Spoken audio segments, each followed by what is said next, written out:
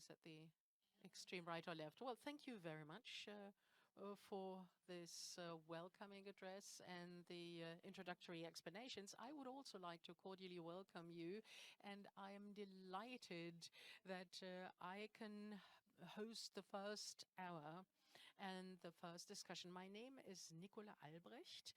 I am a senior correspondent at the ZDF, German TV studio. I had the studio in Brandenburg, and you will probably wonder, what does Brandenburg have to do with the Middle East? Before I came to Brandenburg, I actually headed the studio in Tel Aviv for 6 years, was in charge of coverage from the Palestinian regions in Israel and the whole region. And this is why I'm particularly pleased to be able to tell you welcome, bienvenue, shalom and salam. We will be discussing with guests who have already taken their seats on the stage. We will address the question of how Europe will position itself in view of the changes in the Middle East, whether it's necessary for Europe to develop new strategies. The barbarian attack of Hamas on the 7th of October 2023 has actually taken the Middle East conflict into a new dimension. The resulting war has cost the lives of 35,000 people so far, and it's not over yet. We do not know whether the situation in the region will continue to escalate. We do not know when this war will end, and nor do we know what a post-war scenario might look like. Europe is divided over the question of how to behave in view of the Middle East conflict. Is this not this point of time where we actually reach a turn of the tide? This is really the time. Isn't it high time for Europe to look for a new orientation, speaking with one voice, probably? And we want to discuss this with Lamya Kaddor. She is the political spokesperson in the Committee of Foreign Affairs, and he's just returned from a trip to the Middle East. She's just landed from Beirut yesterday. Then, next, I would like to welcome Professor Peter Neumann. He's known as an expert for Islamistic terrorism. He is a professor of security studies at the King's College in London. A very warm welcome. And Armin Laschet, of course, a familiar face to you, not only as the former Minister President of the state of North Rhine-Westphalia, but for some time also as the president of the Abraham Accord Institute, and I will talk about this with you a little later. Maybe briefly, I'll join you. Maybe first, an initial question for you, Mrs. Kaddor. You've just returned from Beirut. You visited Israel and the West Bank. You visited Lebanon and had talks there as the representative of the Green Party, but also as a European. What have you brought back in terms of new insights or impulses that you would like to contribute to a probable reorientation of the European perspective? Well, first of all, good morning. I think that it is important to actually see the perspective of people on site and listen to the voice of people on site. I'm saying this as a politician, but I have to admit that at present it is overlooked what people have to say on site, and they have a lot to say. When you talk about relatives of hostages in Israel, we should listen to them more closely, because they say we don't care for how much we need to pay. We want to have our beloved ones back. Cannot be that we will never know or do not know when we will ever see our beloved relatives again. And at the same time, and not but, well, I think it was the day before yesterday, I met Christian Palestinian. He erected the Tent of Nations. You probably know this. He's living on land, 450 hectares, which has been owned by his family for hundreds of years. He bought it from the Ottoman Empire. He's 5 settlements surrounding him, because on each hill a settlement has been erected in the meantime, in contradiction of national law, and they all want to have this last hill that he's living on. And he says, I won't let go of this land. He studied in Bielefeld. He spoke wonderful German, and he explained it to me in German. And he said, this is unacceptable for him to leave. He's not allowed to build on this land. He doesn't have any power. He does not have any water, running water. He runs solar panels to make a living. I think we have to listen to these voices more often, and stand listening to these voices. And that we have to accept these facts. And to my mind, this means that we need more scope to promote exchange. And I think that Armin Laschet will talk about this a little later. This is one of our biggest concerns. But it's not enough to just listen to the political voices, neither on the one side nor on the other side. They don't want to see an end to this war, at least when I listen to the rhetorics. Hamas definitely. And I also doubt that parts of the right-wing extremist government of Netanyahu want this war to end. But this is necessary, because what has happened both on the one side and on the other side causes a lot of pain, trauma, and both sides say the way it's going on now, it will not lead to anything, not to peace, but to a coexistence. They now are ready to say, well, we won't have peace, but maybe there's a way to coexist some way. But not even that is what people leave today. So there's a lot of frustration to feel. And this also leaves traces with me, with everybody. Mr. Laschet, maybe we could kick in here.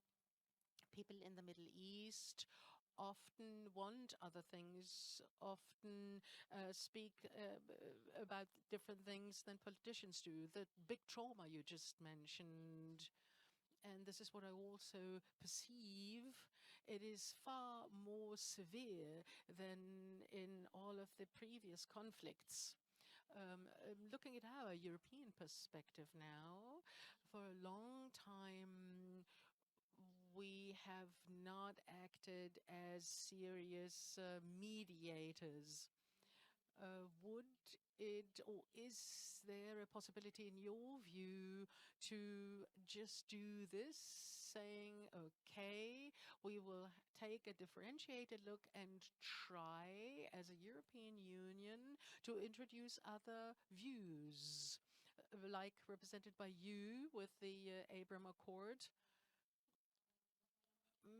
That you actually take a closer look at the Arab neighboring states, which before the 7th of October, Saudi Arabia had a kind of rapprochement with Israel and other countries, and not only Jordan and Egypt that have peace contracts with Israel, but when Iran attacked Israel, they really helped Israel to defend. Do they have to involve more strongly? And can we as Europeans find the right approach? Well, I think that the European foreign and security policy used to be in a much better shape than it is currently. It has only been existing since the Maastricht Treaty, and the first one was actually another Charlemagne Prize laureate, Mr. Solana, who said we should try and speak with one voice. So institutionally, it's become stronger and stronger, but as a matter of fact, it's become weaker and weaker. Mr. Borrell, who is a vice president of the Commission, and he is also very much anchored and has a stronghold at the council. He has now established his own service for foreign affairs, but he's not taken seriously by anybody. But he continues telling the same stories as he used to be 30 years ago, when he still was a Spanish minister for foreign affairs. And we feel this as Europeans. So the president of the European Commission, also the president of the European Parliament, travel to Israel after those terrible attacks of October last. But actually, the member states tell a different story, and it is very difficult actually to find a common line within the European Union. And the Abraham Accords are a typical example. They were signed, and it was during the Corona pandemic. While I stayed, so to speak, on the sidelines, but I thought, well, it's thrilling, it's an interesting story, but it was not actually really being noticed by the European public. And because it had been proposed by President Trump, and everything what Trump had suggested could not be good, but I mean, the Biden administration now actually followed suit, and then only the Hungarians then actually supported and said it's typical of them. They do not really join forces with the other European partners. Now that we are about to elect a new European Parliament and a new European Commission will take office, we can now renew our relations with both Israel's and the Arab states, and the four states of who have signed the Abraham Accords and that have also recognized the state of Israel. We can try and find a solution for the Gaza Strip. So, I mean, that's the course of action we should take as Europeans. Brief question. Looking at the European Union, we have countries that said because of the humanitarian situation and the crimes of war, an association accord with Israel should be cancelled. Others want to exert more pressure on Israel. Then others say, well, wait a minute, we're standing by the side of Israel also in military terms, regardless of what will happen in this war. It's about, at the end of the day, finishing on the Hamas fighters. The cacophony in the European Parliament is pretty widespread. Then the recognition of some European countries of the state of Palestine. This is also a topic of debate. How do you think could one reach consensus here? Well, I think you're describing it, in a perfect way, but we have all very different relations to these nations. But first of all, everybody has to recognize the right of existence of the state of Israel. And then the question, at what point in time a Palestinian state will be set up and be recognized? And what's even more difficult, what will be the following steps to take? Maybe we could also agree to officially declare Hamas as a terrorist organization. But bit by bit, we have to find all these consensus and not only put the focus on the differences, the right of Israel to exist, to agree that we have to fight Hamas and also to foster regional integration. Then actually Europe could get its act together, but it takes all the partners and they all have to be equally recognized.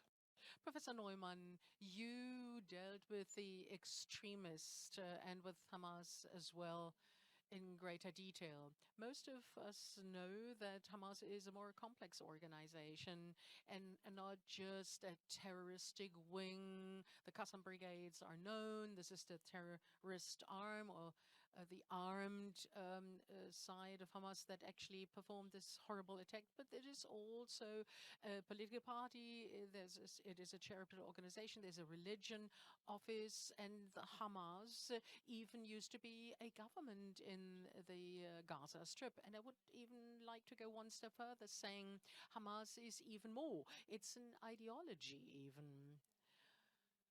One of the stated goal of the Israeli government and of the war cabinet is to finish on Hamas, to not render it defenseless, but as a next step to prevent it from rising to strength again. Is this possible at all? And in how far should we as Europeans answer this question? Is it sufficient to label Hamas as a terroristic organization, or do we rather need a profound peace proposals? Do we need a completely different approach, a different way of handling the question of what happens with Hamas in the Western Jordan area?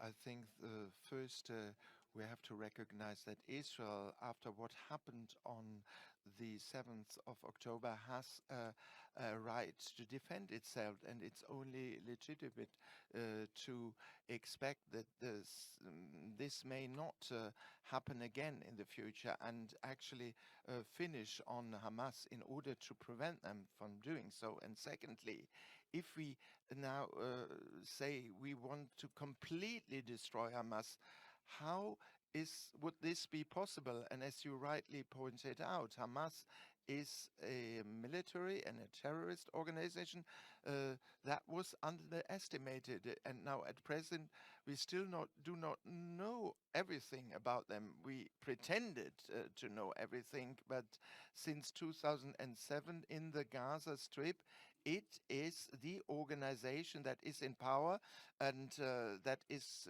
related to all aspects of life and society. They run hospitals, schools, kindergartens, and they also do a lot of indoctrination. They're a political party, also religious organization, and of course they are in power. They have a minister, president, a prime minister in the government for about 17 years. So even if one succeeded in destroying Hamas as a military organization, it will remain in the minds of people. And by destroying Hamas as a military organization, we already realize that it's not possible, because every day, every single day, Hamas can fire rockets on Israel. So after 7 months of military campaign, they still fire these missiles on Israel. And so it is reoccurring.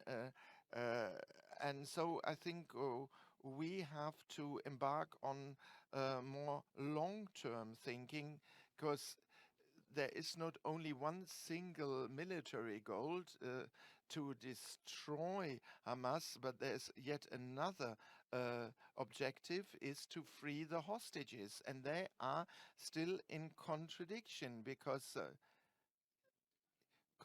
Israel has only been able to free 3 of the 250 hostages, and this is clearly the priority for Israel society. So it's a bit ironic. They need us to make more deals with them. So even if militarily speaking it was possible to destroy Hamas, it is not possible, not for the time being. And sooner or later, of course, there needs to be a deal, and to actually end this war, to have a ceasefire at least, and then Europe and the Arab allies could play a constructive role. But how how can we deal with this, Mrs. Kaddor? You talked about the Arab views and the human view of things.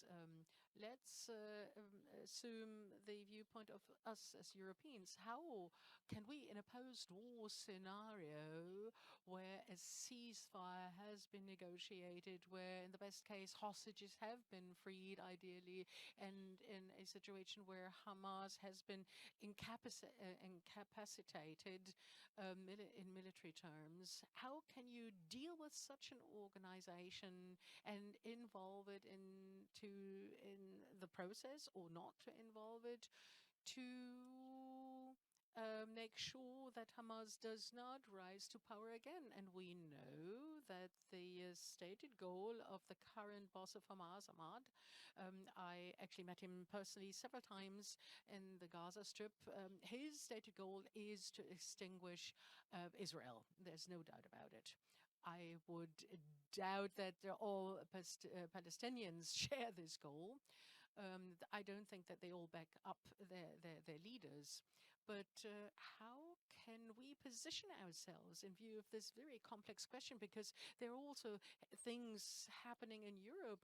There are supporters taking to the streets, distributing sweets when Jews are killed. So we're in a fix here. Well, to my mind, there cannot be a solution with Hamas. To my mind, Hamas is not a suitable negotiation partner.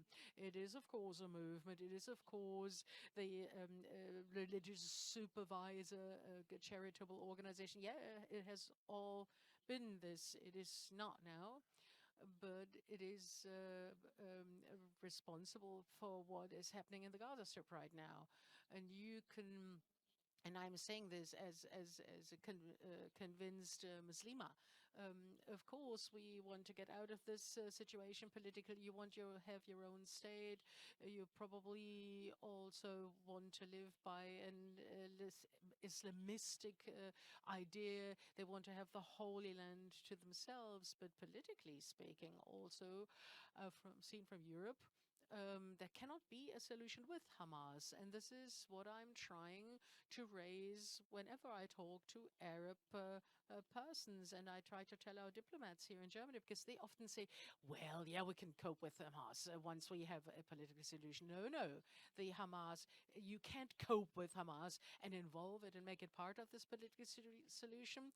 You clearly have to say that Hamas cannot be part of this political solution, and that there can't be a niche that allows Hamas to rise to power again. Terrorist organization cannot be destroyed 100%. We've not even managed destroying the IS fully.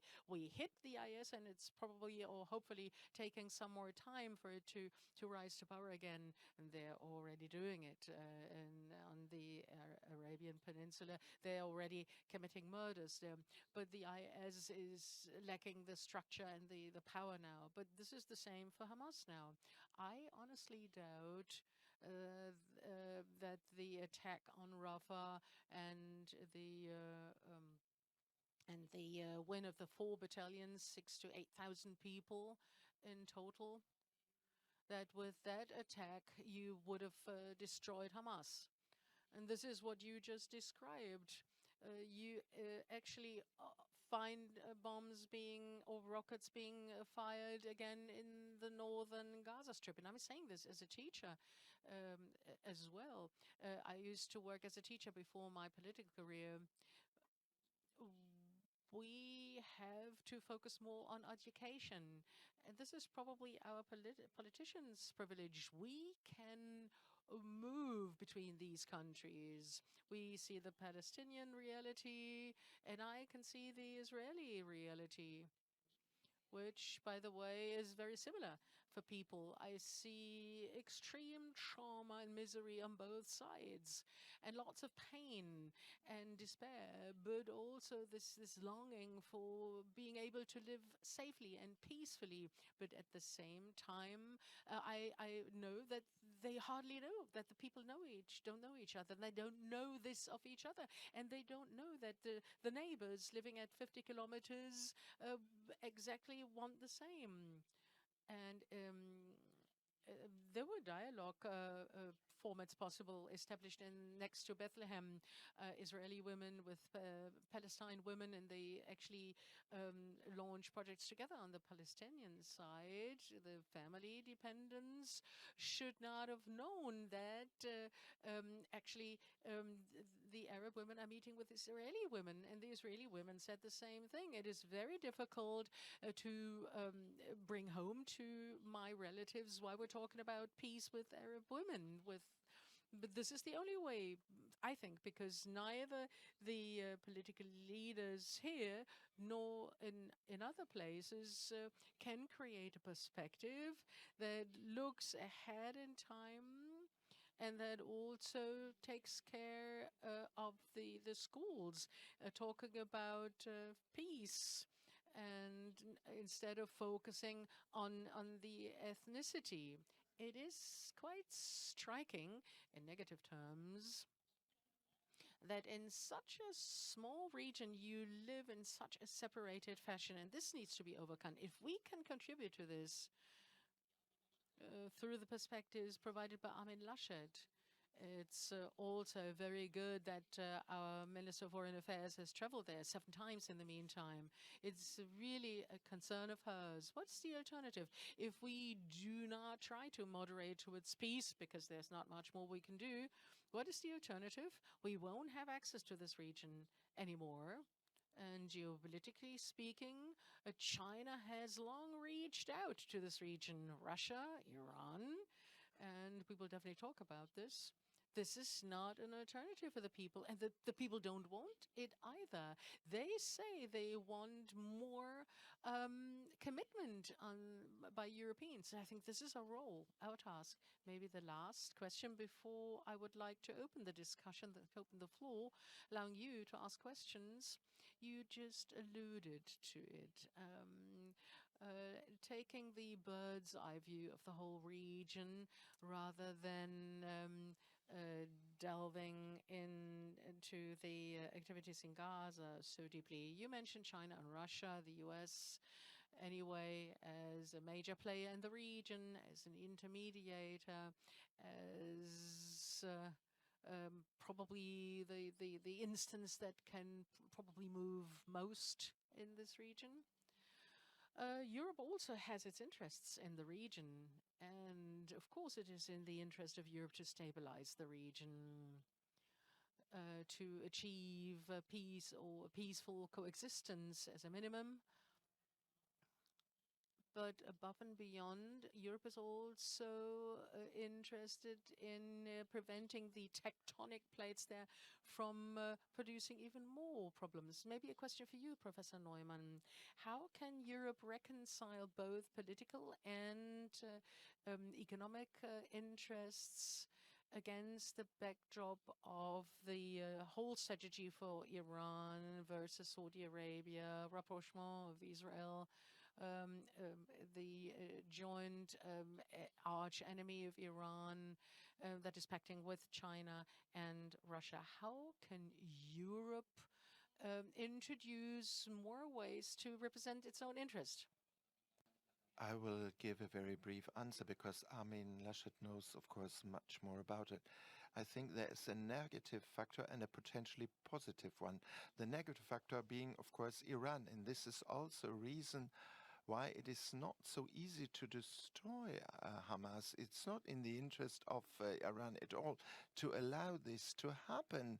Quite on the contrary, they would rather continue, carry on with this conflict, supporting Hamas. And as long as this is still the case, there will be problems. But nevertheless, there is one positive development.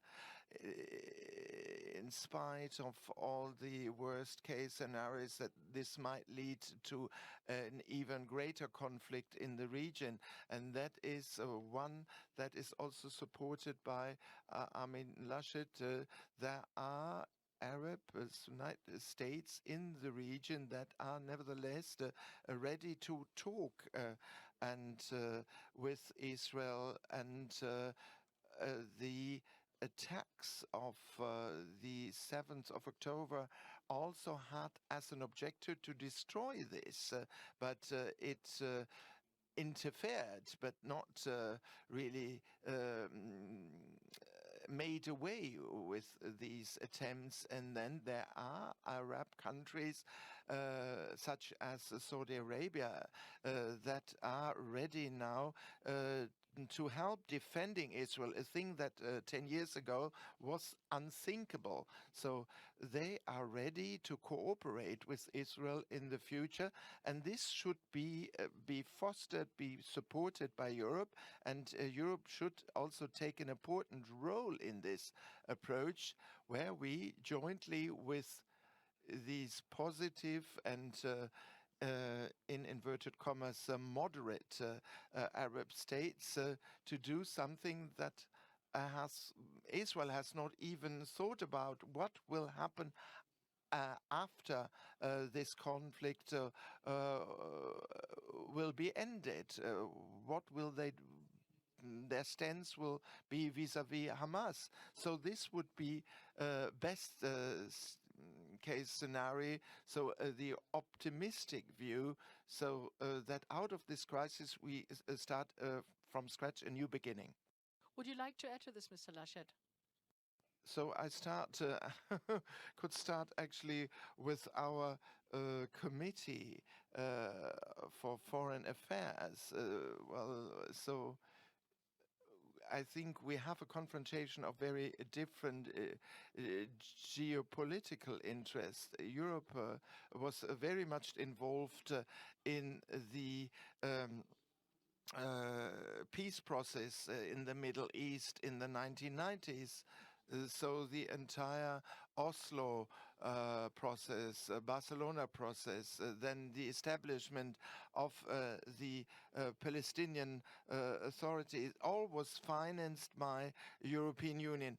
The US gave the guarantees as far as the military support was concerned, and Europe, by and large, gave the money, gave financial support. But also in the Arab states, of course, they do not say it in so many words.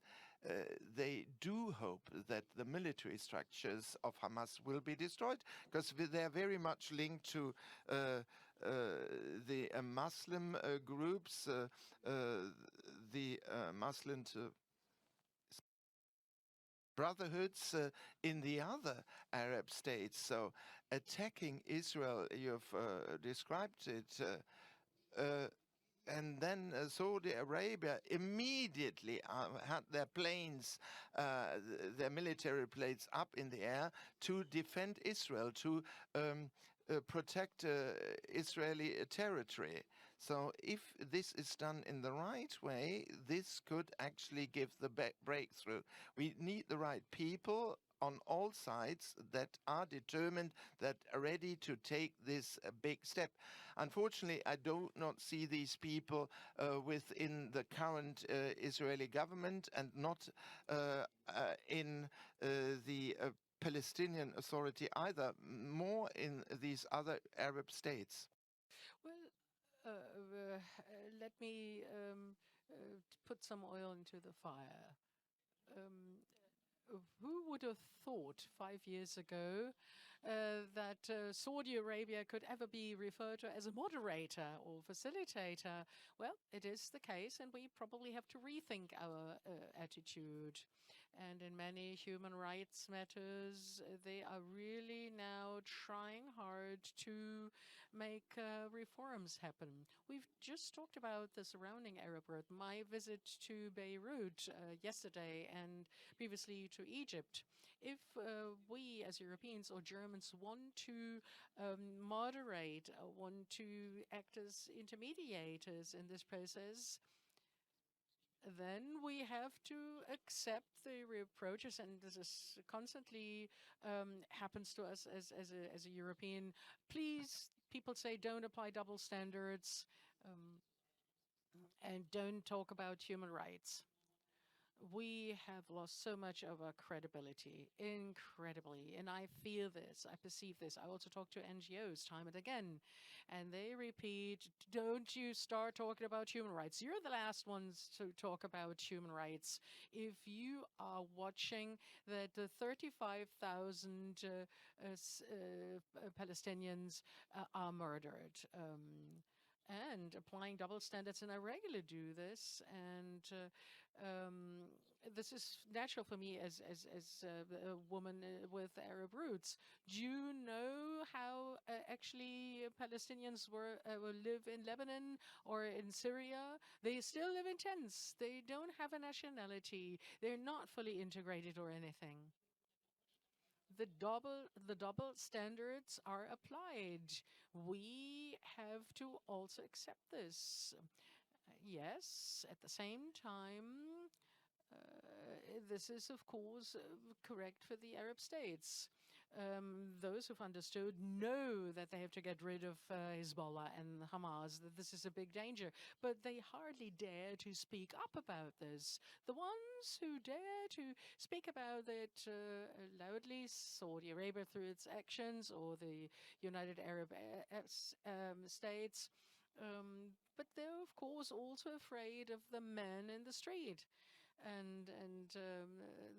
So they do not always strike the right balance. So we probably also have to say, you as Arab states also have to commit to what you really want and say it and speak up. This is what Israel wanted to see time and again. It's great. If we have a shared enemy and we say Iran is a menace for all of us here on the peninsula, please say so here and there, because it would be very helpful to hear this. And it would also be helpful for us if somebody else says, well, there can't be a solution with Hamas.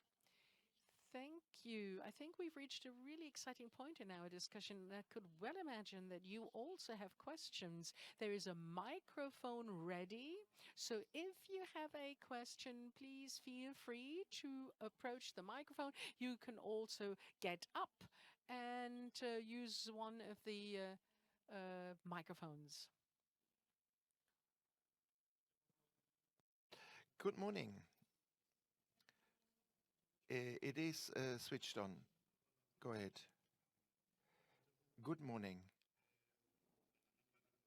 My name is Kaddor. I come from Munich but was born in Israel. I just wanted to say two or three things and then maybe submit a proposal. What's not been mentioned, not a single time, is actually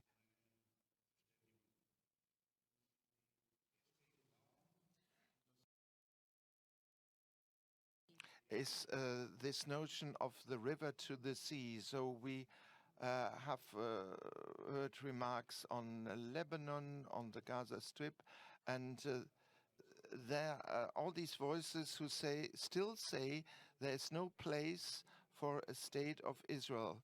And I've now been living 30 years of my life in Germany, in the city of Munich, and I think we cannot allow ourselves to pretend that Europeans understand the mentality of the Middle East. It's a completely different world. It's a completely different style of communication. And just to give you an example as a comparison, President Obama wanted to introduce democracy in the entire region of the Middle East and bring freedom to that region, but he had not understood the mentality. He got the peace Nobel Prize, the Nobel Prize for Peace, but he didn't achieve peace in the region either. So I think now Armin Laschet has now taken this task with the Abraham Accords, but we have not yet understood what it takes. We as Europeans, and maybe Armin Laschet agrees to what I'm saying, what it takes for us here in Europe and what could be the advantages for the region of the Middle East. And before actually Europeans interfere, if I may say so, interfere in this conflict. And you may not forget one thing. Until the 7th of October, at least 50% of the population in Israel was in favor of having two states, and now it's 0% that would still be in favor of a two-state solution. So maybe this is a reading we cannot have today, tomorrow, or the day after. Solution, sorry. This is a solution not for the immediate or even nearby future. It can be discussed later on. And I think we also have to accept the current situation. Israel, over the past 6 months, has been attacked on different fronts. We have Hamas, we have the Iran, Yemen, and all the Arabs that still live in Israel that so far didn't represent a great risk, but it's a time bomb that is ticking now. And this on a in a very small area that stretches compared to Germany from the city of Munich to the city of Lindau. So I think Europeans, as has already been said, are not in a position to change things at the moment. I mean, you have to leave it to the two parties involved. Maybe that's where the solution lies. I don't know. Hasan Gadi is completely right. And please, we have to be aware of the situation, of the current situation, could have been even worse, because what was the objective of Hamas? Was their goal with this terrorist offensive? They wanted to actually destroy, or at least interrupt the peacemaking process in the region. But they also aimed at some kind of a chain reaction that Hezbollah would attack Israel from the north. And of course, Hezbollah is a lot stronger than Hamas, and also attack them from the West Bank. So if such a chain reaction had been triggered, then it would have become very difficult for Israel. I mean, take into account that it's a very small country, in strategically speaking, a very difficult situation.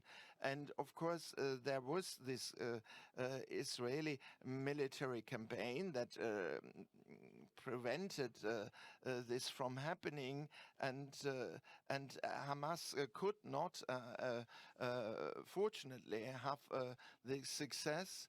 So it's not running according to plan as far as Israel is concerned, but also as far as Hamas is concerned. And that Gadi is right in saying, of course, their ultimate goal, Hamas' ultimate goal, is to extinguish Israel, to completely destroy the state of Israel. So a solution with Hamas is not possible, certainly not with its current leaders, and that have even become stronger since the 7th of October. Yes, and when you listen to the voices from Gaza, this is also true within the population in the West Bank as well. This is what people told me who've been observing this since the 7th of October in the Palestinian regions. This barbaric attack is either negated. In part, they say this was an invention of the Zionist government. Hamas had never performed this attack, so there's a clear negation of the brutality. And at the same time, the Palestinians, through their own media, perceive that the Gaza Strip is destroyed, that 35,000 people were killed, and that the humanitarian situation is horrible. And correspondingly, many, as a result, decided to support Hamas again. So Hamas is not losing any support, quite on the contrary. Within the Palestinian population, support is rising. And at the same time, Abbas, the Palestinian president, who's very weak, and he is now referred to as the mayor of Ramallah, has no power, no energy to turn things around and produce an effect within the Palestinian society. And this is where the aspect comes in that you all mentioned, that is that the Arab world now has to take a more public stance towards Hamas or Hezbollah or Iran, and defining them as enemies of the whole region. And I think that this is a very exciting perspective. But there's the next question from the audience. Yes, please. My name is Robert Ehlinghoven. Tomorrow, for the 29th time in a row, we will be able to celebrate the end of the Second World War, at least in Europe. And we always said, never again after that terrible war, everything is better than warfare. Why is peace not a single, alone standing goal anymore in this debate? So I think it's a very good question, and it's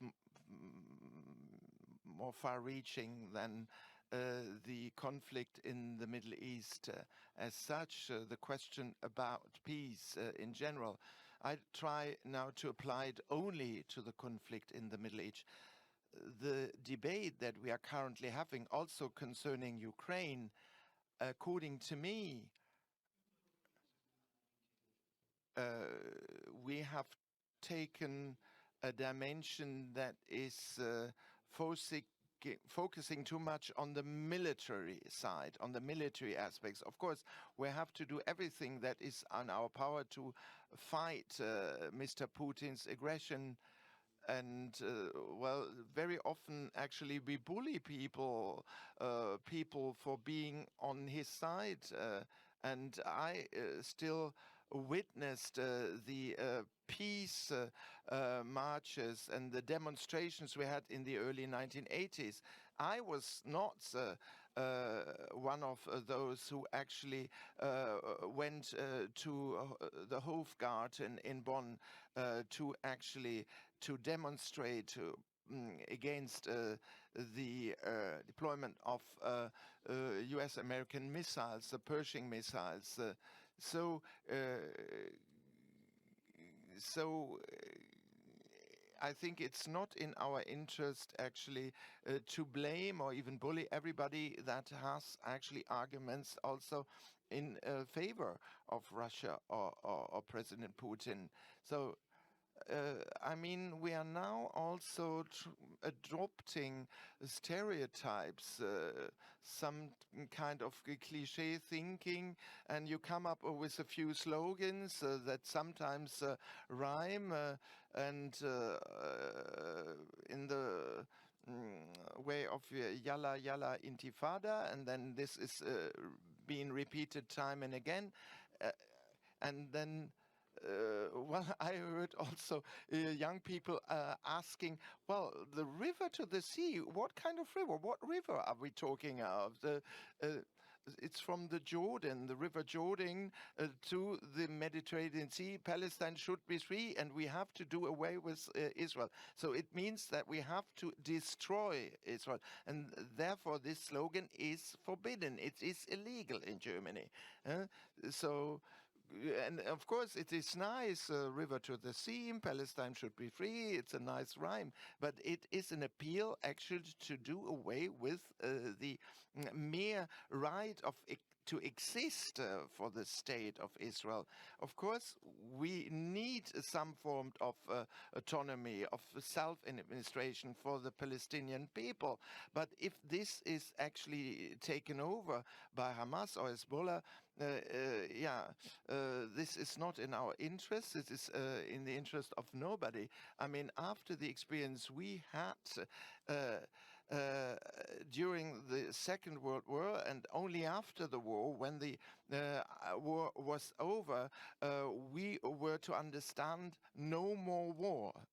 There should be no more warfare, and now we have to wait for this. Well, fighting for peace. Well, when we could agree on the fact that at the end of a fight for peace, there was peace. Well, there was peace. I really doubt this, that there is no commitment on all sides towards peace. If there was, then you could actually stand fighting for it. But this has not even been defined as a goal, peace as a goal. And this is why what you're saying is so frustrating, so horrible, so gruesome to see that there is an organization is performing a horrible massacre, is sending a whole society into a state of an extraordinary state, and this actually triggers a war and between two societies that are pretty similar. And if the goal is not even peace, then this conflict is even harder to bear.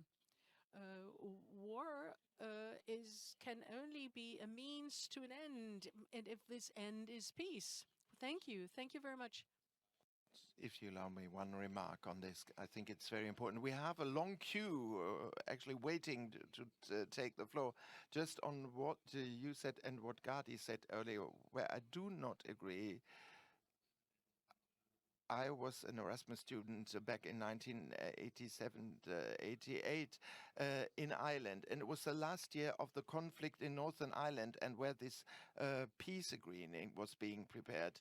And 2 days before it was signed, I discussed it with my fellow students from Northern Ireland. What do you think of this peace accord? Will there be peace? And they were unanimous, said Peter. You are so naive.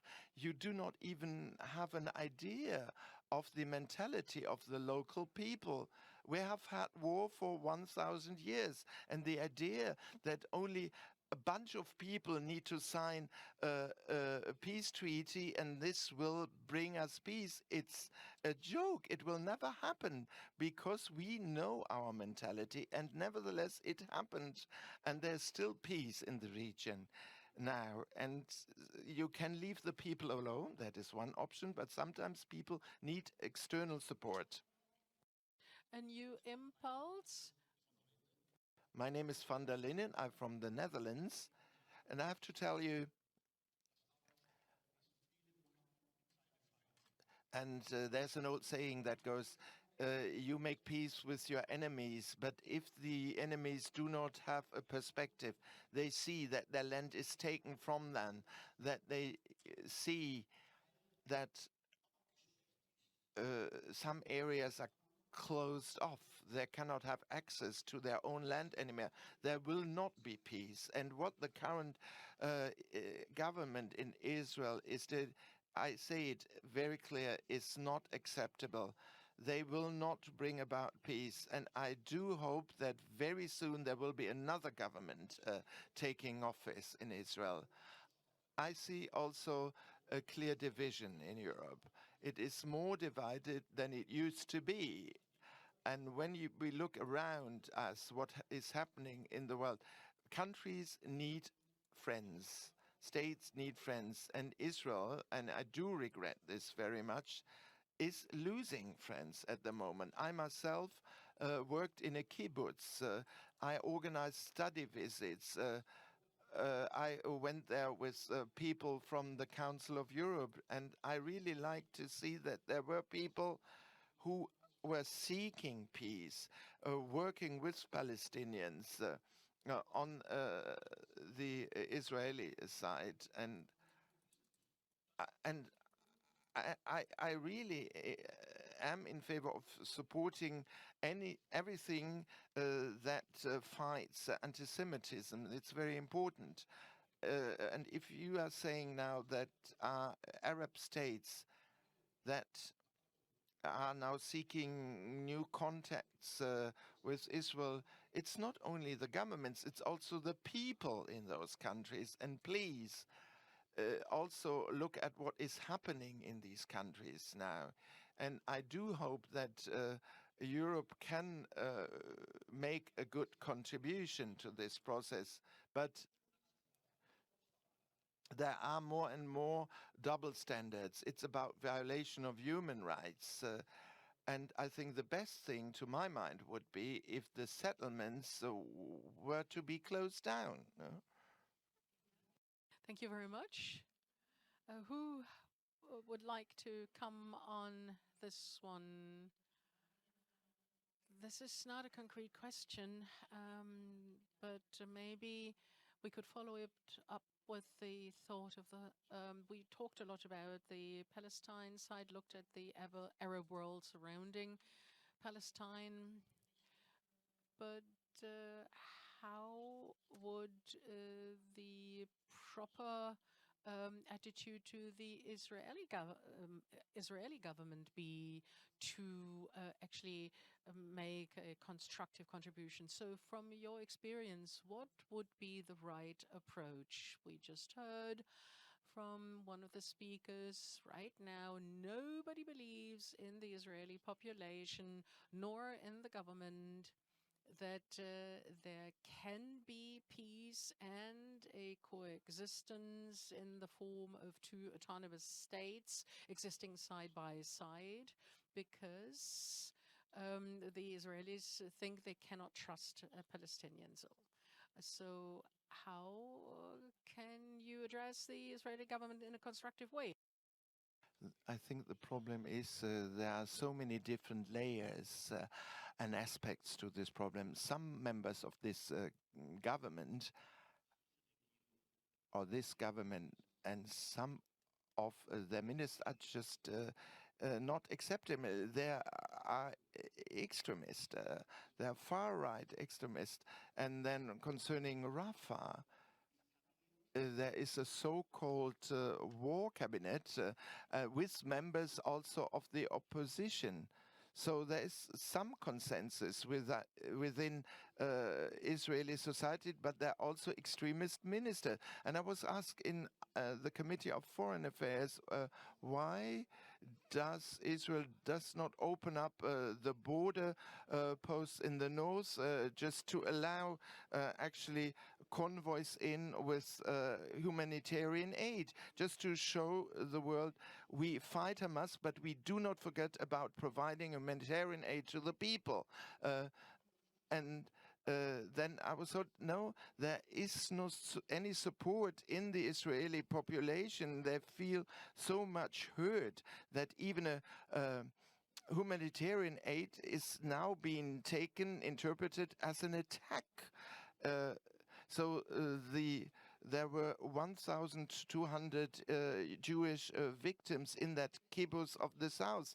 They're very much in favor of peace making. And then they said, yeah, for years you have been trying to cooperate with these people in the Gaza Strip, and now we are killing and raping you.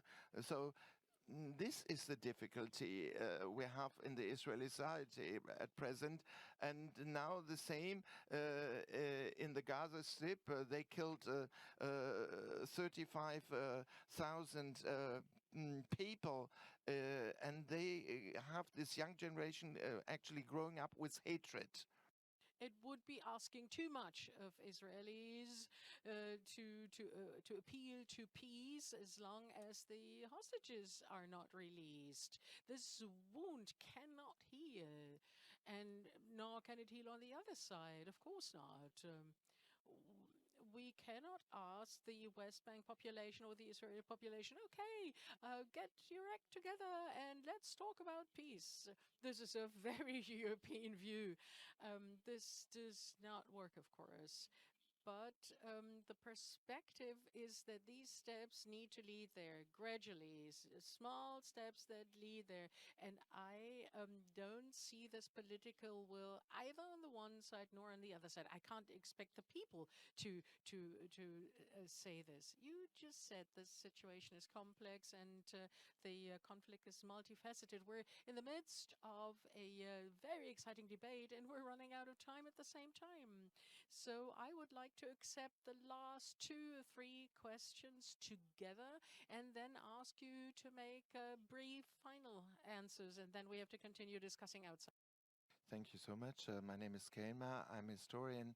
And first of all, I have to thank you for this very serious debate. And I have a very short question for you.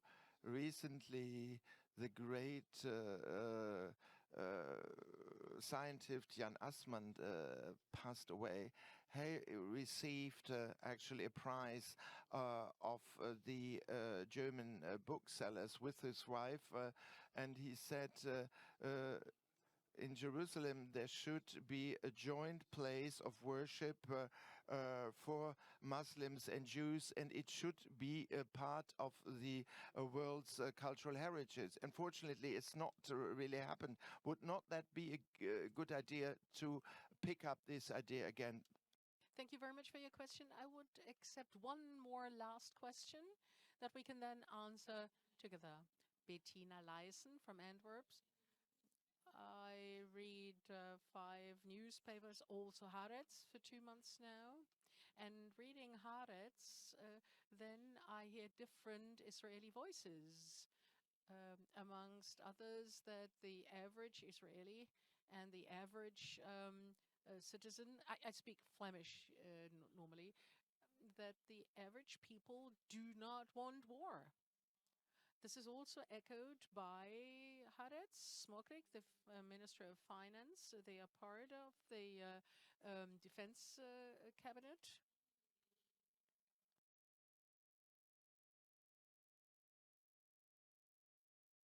I come from Antwerp, and I'm a gynecologist, and I have delivered many, many talks on the menopause. Never, ever have I ever been told to say and what not to say in a scientific or a semi-scientific lecture. Only in Antwerp, when I spoke in front of the Jewish Orthodox women, I was given a little piece of paper by Rabbi X asking me to not talk about the relation between men and women, and the chairwoman asked me to not speak about the spiral as a contraceptive. There is a line between freedom of speech, freedom of press, and if you go one step further and look at Al Jazeera and CNN, and that they are no longer admitted in this region in Israel. And I'm also concerned about, how shall I put it, the slightly conditioned coverage in Germany. And this is a question addressed to the media now. Shouldn't you obtain more broad-based information? Thank you very much. So these were 2 very different questions to conclude, and I would like to leave it at that, because at 1:45 we will kick off with the next panel. Let me briefly summarize. The World Cultural Heritage status for Hebron, for the mosque, and for the synagogue with Abraham's grave. Good idea, bad idea? Is this a decisive factor? Is this something that you should support and endorse? This is not a decisive factor. I wasn't aware of this idea, Professor Kerr. I would really like to look at it, get familiar with it, because it would be a great symbol.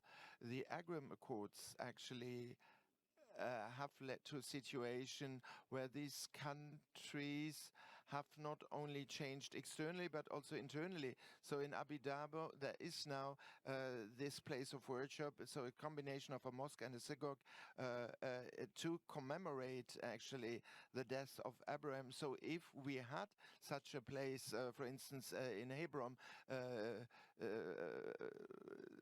to actually commemorate the death of Abraham. The other point referred to the freedom of speech. I have to abbreviate because we're running out of time. Yes, please. Well,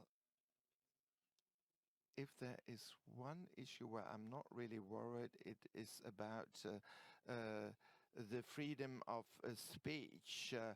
We have Haaretz and Smotrich. We have the entire array of different opinions that are being expressed and heard. And my wish that also on the Palestine side we would have such a great spectrum, an array of different opinions. Unfortunately, it does not exist, so I'm not worried about the freedom of speech and opinion in Israel. This is probably a wonderful concluding remark. I would want to look at Israel as a very lively democracy where freedom of opinion is spelled in capital letters. Commenting on your statement that Al Jazeera is no longer allowed to broadcast in Israel. I don't think that this has to do with the freedom of speech, but with a big anti-propaganda strategy launched by the Israeli government and the current situation. But in actual fact, when you travel to Israel, you will see that you can talk to each and everyone, even if you have a completely different opinion. And you can actually argue with these people in a very warm-hearted manner, in the best of all democratic senses, of the European sense, because you just said that we as Europeans would not understand the DNA in Israel and the Middle East DNA. Well, you're right to a certain extent, but at the same time, we share one common denominator. We can talk to each other openly. We can argue openly and nevertheless conclude a conversation by Nachaim, let's toast to life. And then we'll carry on. And maybe this also gives us some hope that this debate will not stop and that we will find constructive approaches despite of everything, as you said before, Professor Neumann. I would like to thank you very cordially for the intense discussion we had, for the exertion into many, many topics and our European attitude. And I look forward to continuing this during the little coffee break. And at 1:45, we will continue with the next panel. Thank you very much.